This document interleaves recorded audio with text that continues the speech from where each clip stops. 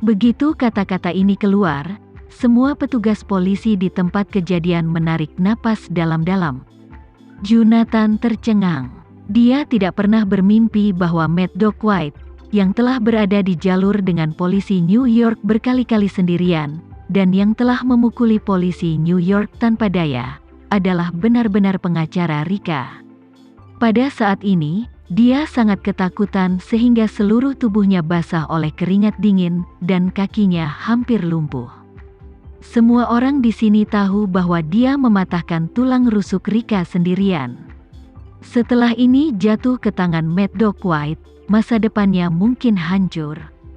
Bahkan jika itu tidak berhasil dengan baik, dia mungkin menghadapi hukuman penjara. Subdirektur juga tercengang saat ini. Dia telah mendengarkan laporan bawahannya sebelum dia datang. Orang yang ditangkap kali ini hanyalah seorang turis Indonesia ke Amerika Serikat. Dia memasuki Amerika Serikat dengan visa turis sekitar seminggu yang lalu. Untuk orang seperti itu, bagaimana mungkin mendapatkan Mad Dog White sebagai pengacara?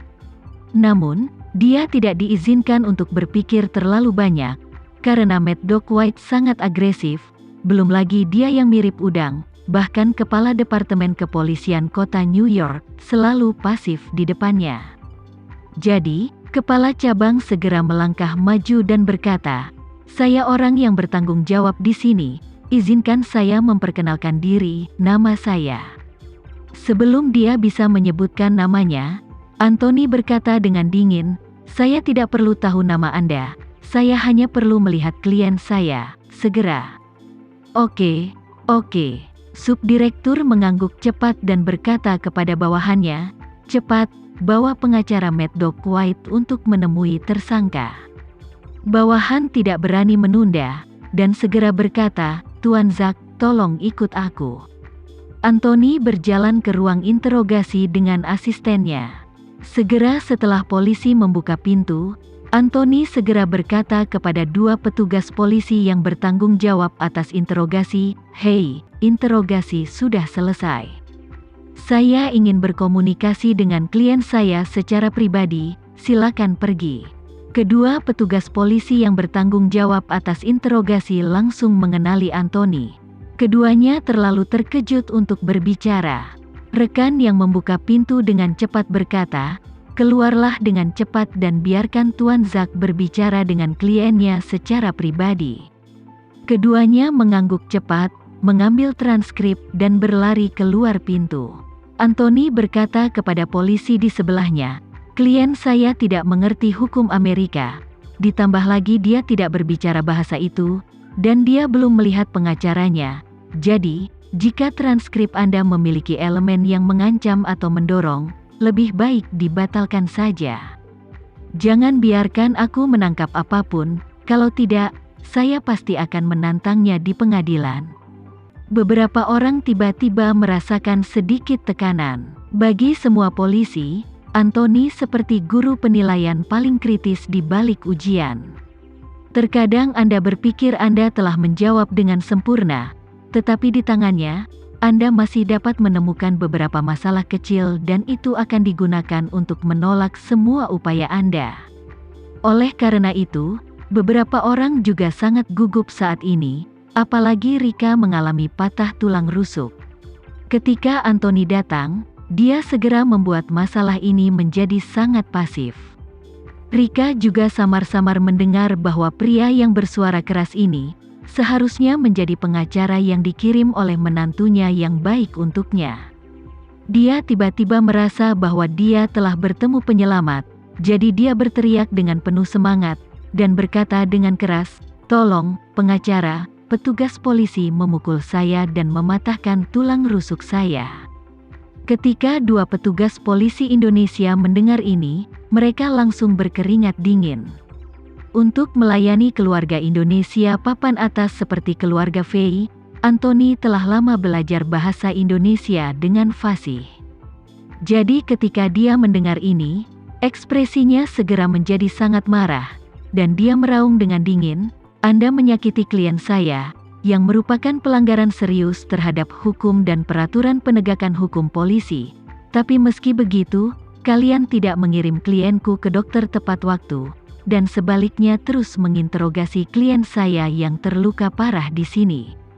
Ini benar-benar tidak manusiawi. Saya ingin memeriksa perekam penegakan hukum Anda pada saat itu, dan segera laporkan ke unit atasanmu untuk menuntut. Semua polisi yang hadir panik. Fakta bahwa tersangka terluka tidak mudah dijelaskan. Lagi pula, Rika tidak menyerang polisi, juga tidak berusaha keras untuk melawan hukum. Jonathan sudah menaklukkannya saat itu, tapi dia sengaja meremukkan tulang rusuknya setelah menaklukkannya. Ini jelas subjektif dan disengaja. Tidak peduli bagaimana Anda mencucinya, Anda tidak bisa mencucinya sampai bersih. Jonathan berada di luar pintu saat ini, dan dia gemetar karena panik ketika dia mendengar pertanyaan bernada tinggi Anthony di dalam. Polisi kecil memiliki perbedaan yang serius dalam status pengacara besar, belum lagi dia sendiri yang melakukan kesalahan terlebih dahulu. Pada saat ini, dia benar-benar acuh tak acuh dan tidak tahu harus berbuat apa. Subdirektur tidak berani membuat masalah besar saat ini, dan buru-buru berkata, "Tuan Zack, wanita ini terluka terutama karena beberapa gesekan dalam proses penegakan hukum, dan orang-orang kami memeriksa lukanya dan berpikir tidak ada yang serius. Hanya perlu minum obat oral nanti." Anthony bertanya dengan suara dingin, "Apakah ada di antara Anda yang memenuhi syarat untuk praktik kedokteran? Termasuk Anda, Direktur terhormat?" Ini kepala cabang berkata dengan malu. "Kami semua adalah petugas polisi, tidak memenuhi syarat untuk praktik kedokteran."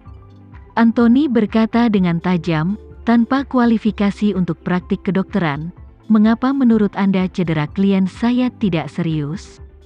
Apakah mata Anda semua CT scan medis? Bagaimana jika klien saya mengalami pendarahan internal atau organ dalam pecah? Bisakah kalian mengambil tanggung jawab ini?" Semua polisi saling memandang, tidak tahu bagaimana harus menanggapi.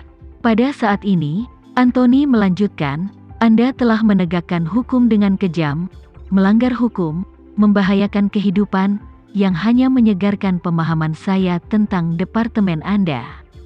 Setelah berbicara, dia mengubah topik pembicaraan dan berkata lebih keras, "Karena klien saya adalah ras kuning, saya meminta Anda untuk menunjukkan kasus Anda sebelumnya dalam berurusan dengan tersangka lain yang terluka.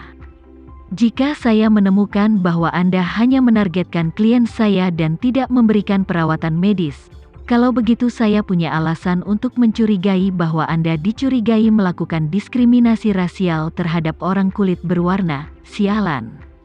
Situasi apa-apaan ini? Bagaimana anjing gila ini bisa meningkatkan tingkat diskriminasi rasial hanya dalam 2 kalimat? Di Amerika Serikat, yang paling ditakuti oleh polisi adalah kata diskriminasi rasial. Begitu Anda mencapai level kedua kata ini, semuanya akan segera naik ke level yang paling serius. Belum lagi petugas polisi yang terlibat akan dikeluarkan dari kepolisian, dan bahkan subkepalanya sendiri dapat dihukum berat. Jika insiden massal dipicu lagi, maka dia hanya bisa disalahkan dan mengundurkan diri. Jadi, dia dengan cepat menjelaskan kepada Anthony, "Tuan Zack, hal ini tidak ada hubungannya dengan diskriminasi rasial. Alasan terpenting adalah fakta dari kasus ini benar-benar serius, dan bawahanku sangat ingin menyelidiki seluruh situasi. Seluk-beluk kejadian ini, dan tangkap dalangnya secepatnya." Mengatakan itu, dia tersenyum dan berkata, "Kamu juga tahu bahwa selama kita menangkap dalang di balik layar sesegera mungkin, kami dapat menghapus kecurigaan klien Anda sesegera mungkin. Lagi pula, kami juga percaya."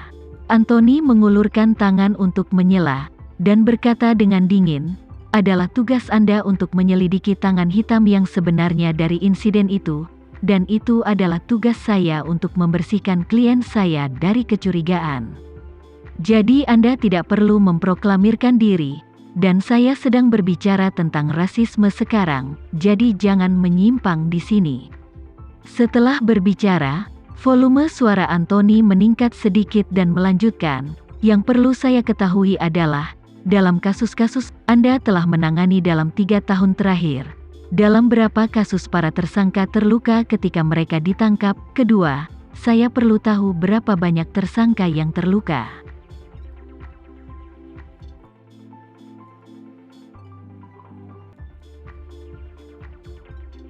Sekian dulu ya video kali ini. Kita lanjutkan lagi videonya di lain waktu.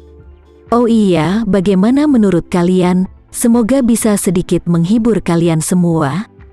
Untuk teman-teman yang baru nonton, jangan lupa subscribe ya, hehehe.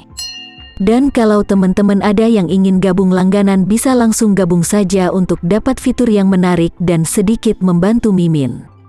Terima kasih banyak sudah menonton, sampai jumpa lagi, bye.